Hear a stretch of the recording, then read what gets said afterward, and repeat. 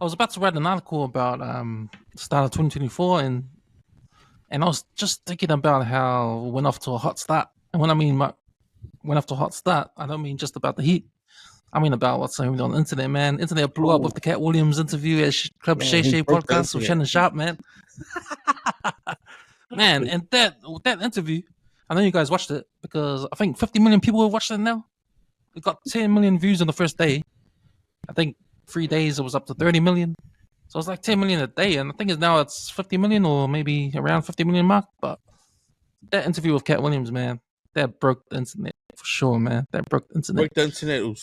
Yeah, because I think it was you that, or someone that shared a video or something, a snippet of it. And I was like, what? So I went and checked it out myself.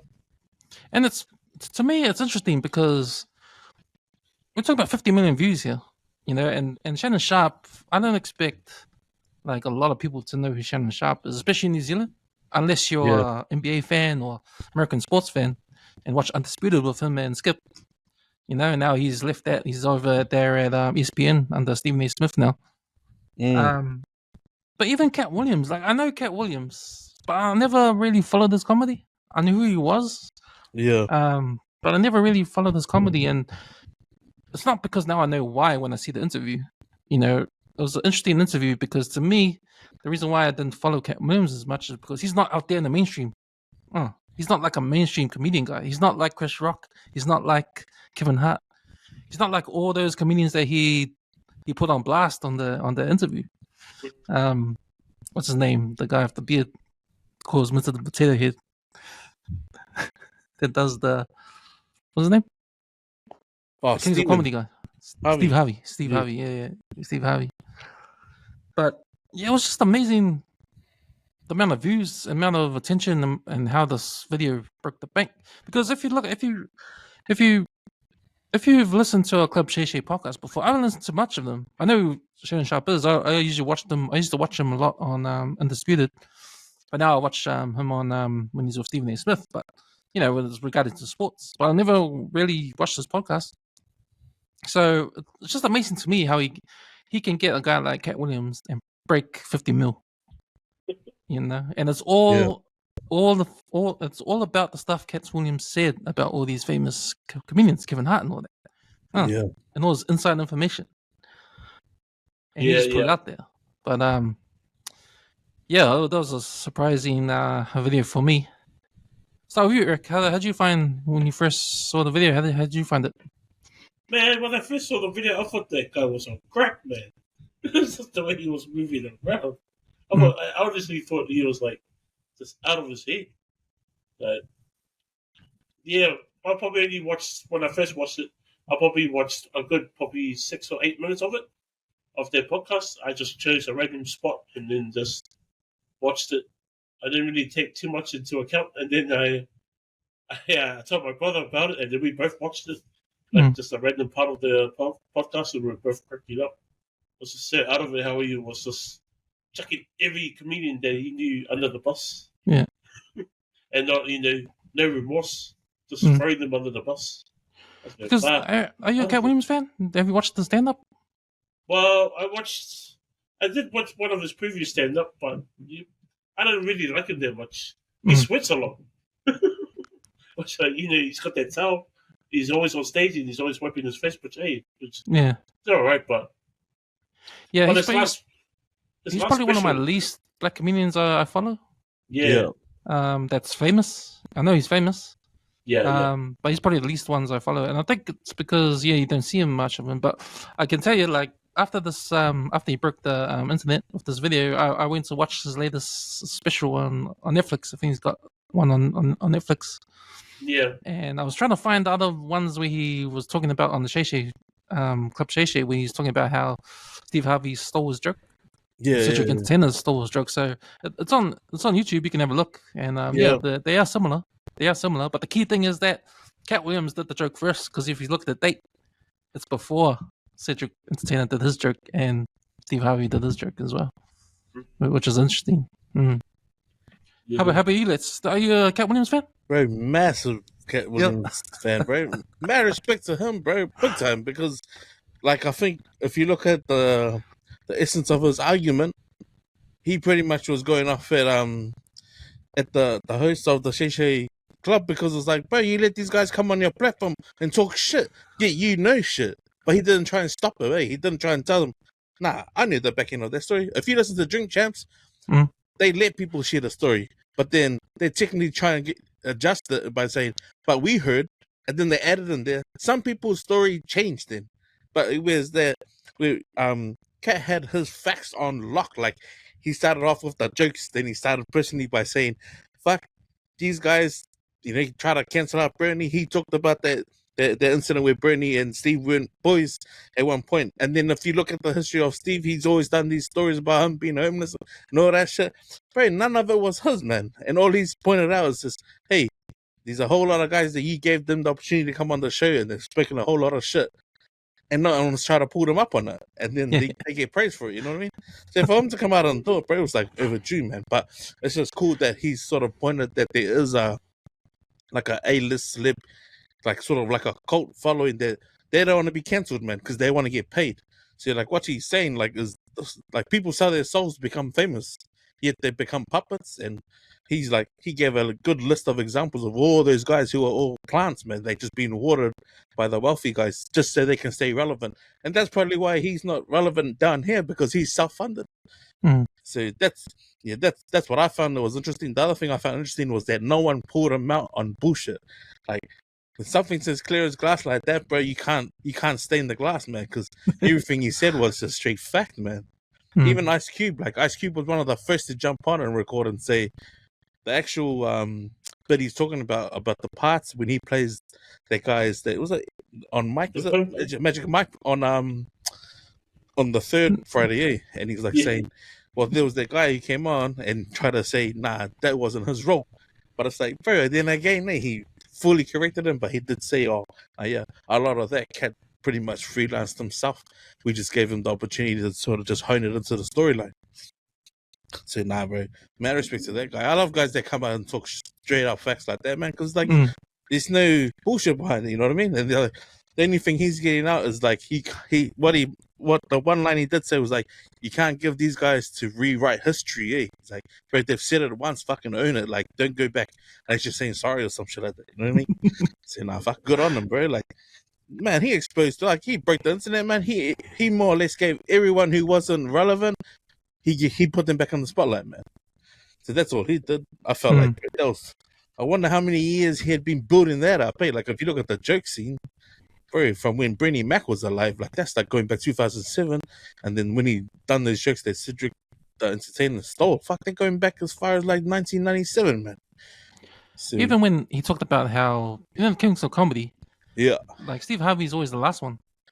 Hey. Yeah. So it's really his tour. It's really his tour. Yeah. It's his tour. But it's massive how he exposed that, like, bro, he made Bernie go first, and then Bernie said, shit, why I gotta be so hard to picking order? Like, you know, what is it that I didn't know? And then eventually it was harder for everyone else, because when it got to the third show, it was harder for everyone else to follow that, because, bro, he's funny as fuck, you know. And then eventually him trying to give a sob story like, nah, you know, and then I can't follow that. But it's like, bro, if you're the one who commissioned the show and it only lasted a year, so it goes to show, bro, this guy's just taking the piss out of everyone, man. Fucking Bernie Mac's the man, bro. He's hands down the funniest, bro. That guy's the man. But the way Katt hanged them all out by just saying, man, that's what they said about their first wives and all that shit. People forget, eh? It's like, oh yeah, I think my wife got me to this position and all that. Yeah. Like, yeah, it's just funny that he roasted the whole lot of them in one go, and it's just straight the truth. So it's like, man, respect to him, bro. He's the man. Yeah, I didn't know, because I didn't know any of that stuff. So I straight up think he's crazy. But it got to the point when Shannon was like naming all these other people for him to talk about if he knows any dirt about their mate too, like what else do you do? Like Puff Daddy and being gay. And man, but it's funny because, like, you know, for a guy like his status, like, and in the circle, because, like, to me, I think, like, if you're self-made like him and in America, you're known. Like, people know you. Like, I think there was cause straight after that interview, which was like the second here, not even like a full 24 hours, there was someone who made a reel of everything he had done or had spoken about, and just pasted it. So you could watch a 45-minute video of everything he said, and then they had the date, and they had pretty much everything that he had said, like stitched up to what that celeb had said on what show and when they had said it. It was amazing, bro. So mad respect to whoever had the time to go and copy and paste and cut it and edit it and put it on the net, man, because that pretty much just showed. Right, there is the entity that are hidden, and they don't want people to grow. They don't want people to become famous.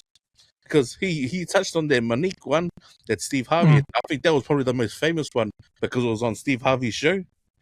So when he picked her apart and like exposed her, because that's pretty much what she tried to do on his show, but he didn't get it. She got the most pushback and was pretty much cancelled. And like Oprah and Tyler Perry, and they jumped on it, and they tried to keep her out of the limelight, and she couldn't get any roles. So for Katt to even bring that up, man, it's just like, man, if you're gonna do that to one of mine, you watch out. And like, bro, look what he did, man. That's probably that's gonna be the most funniest thing all year come out of America. His status of being an independent was the real interesting thing for me. Like when he said, like, if you Google me and look at my how much I'm worth, man, that's what I got in my pocket. Like if you actually Google how much he's worth, it's 2 million. It says, obviously he's not worth 2 million. Obviously, but the thing, if you're independent, you get to, you get the ability to not show how much you're worth. All money is in you. You handle your own business. You handle your own funds. You handle your own finances. You handle everything on your own. You don't want anyone to know. I mean, we're not famous or anything. We don't make millions of dollars. But do we have how much we earn out there on the internet? We don't. Do you know why? Because we take care of our own shit, right? We have our bank accounts. We take care of our own shit. This is like Katt Williams. He takes care of his own shit. He doesn't need a corporation to be backing him. He doesn't need Hollywood to be backing him. He doesn't need like the Balangis, the man, to hand him cash. He makes his own cash, his own way. And he's big because of that. And he's got private jets. He sells out stadiums. Yeah, man. This guy is multi-millionaire. He's a multi-millionaire, but that's his own money. His own. He's brought up by himself. He's like a Tyler Perry. Yeah. Tyler Perry's brought up by himself, like, self-made millionaire. But I think when you cross the line, when you get into the space where you're shaking hands with the man, when you're shaking hands with the Balingis, like making deals, put you in that next level up in Hollywood or in the spotlight, like how he's calling out Kevin Hart and all those other comedians who have crossed over the line, then your money is public knowledge. Then your money is out there for people to take advantage of, and now it's on the internet for people to know how much you're worth. Yeah. Katt Williams, that 2 million Katt Williams net worth Katt Williams is on. That's just him, being like, hey, I'm independent, man. I did this all by myself, and that's powerful. And like, that's what I got out of this interview.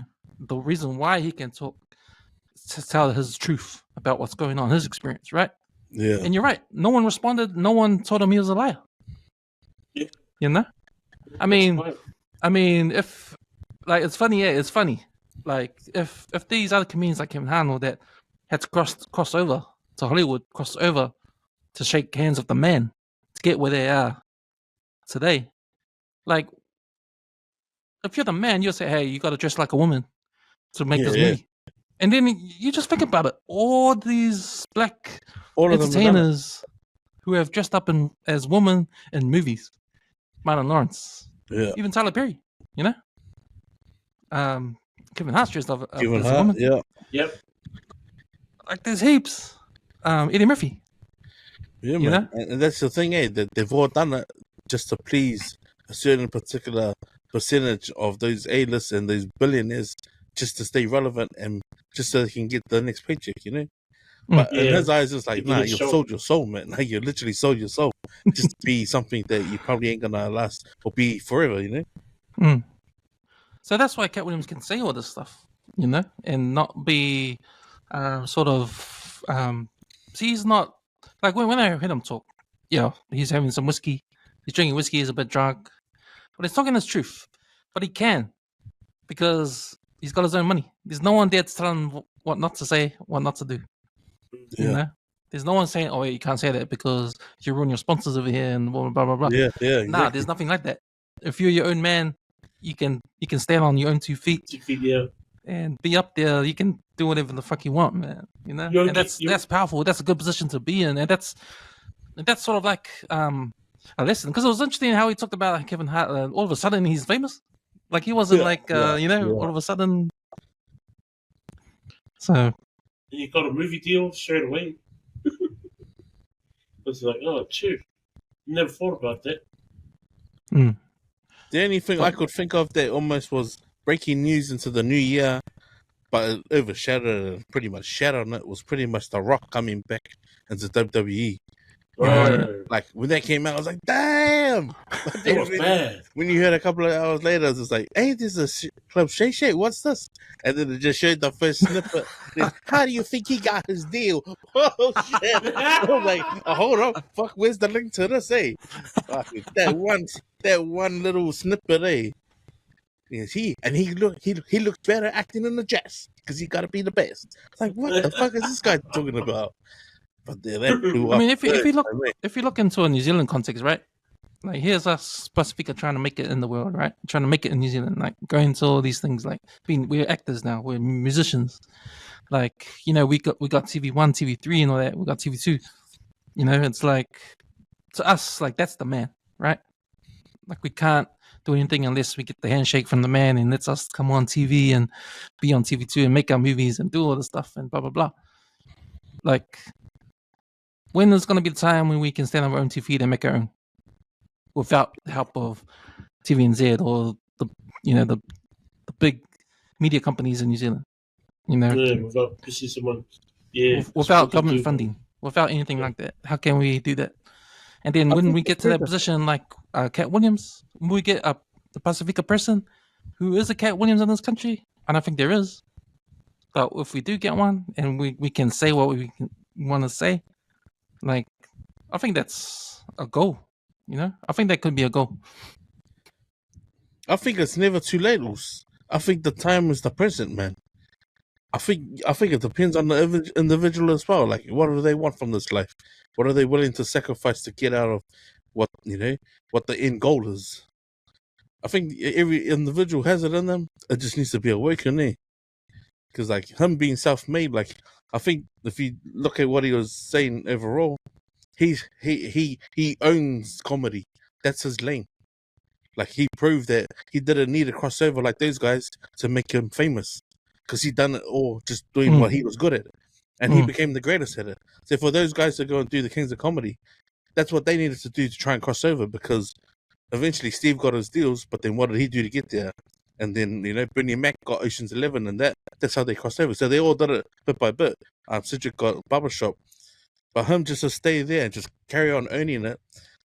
People don't realize their gift. Like that's his gift, man. It's just being able to talk to crowds, man. Like look what he's made out of it. He's made a big, he's adopted like so many kids that's where his money is sort of, earns him the rights to be able to do what he's done.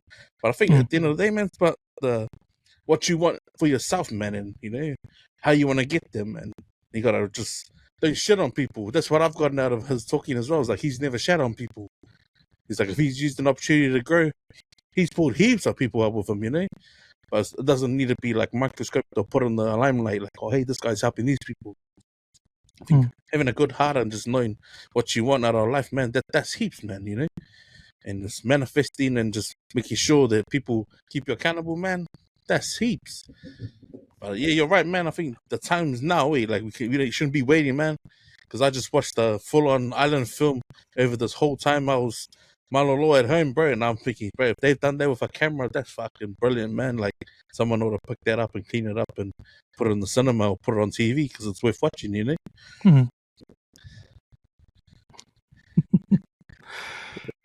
No, it's a crack up, man. It was a good start to the year, man.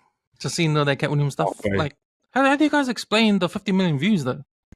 Like, is it the fact that he's just calling out people and it's the truth? Because it's barbershop talkers. That's straight fact, man. That's how I looked at it. It's like, fuck, if this guy walked in and got a barbershop, came into the barbershop, but everyone was listening.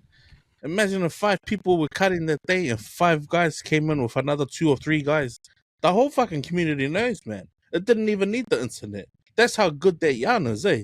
He pretty much exposed everyone, especially P. Diddy. Like, that shit, like, we don't see it on TV here, but that guy is a sick cunt. He was personally grooming young guys. Like, that's all. That's not like, I heard. That's not I heard. It's facts now. Like, this guy's getting his shit. Like, R. Kelly, like, as much as we love him, that guy was a bit sick, man.